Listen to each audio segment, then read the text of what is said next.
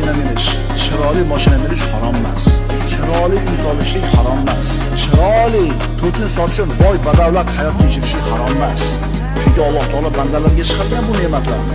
Siz ibodatni hozir o'lib qoladigandaqa qilib turib, imoratda 1000 yil yashaydigandaqa qilib. Alloh taologa ibodatni zo'r qilib qo'yib turib, milliard dollar topishsizmi?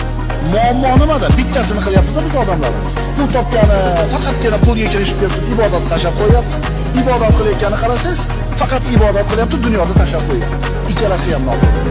Ikkalasini bitta qilishlik kerak. Qimmat mashina minish, chiroyli mashina minish harom emas. Chiroyli uy solishlik harom emas. Chiroyli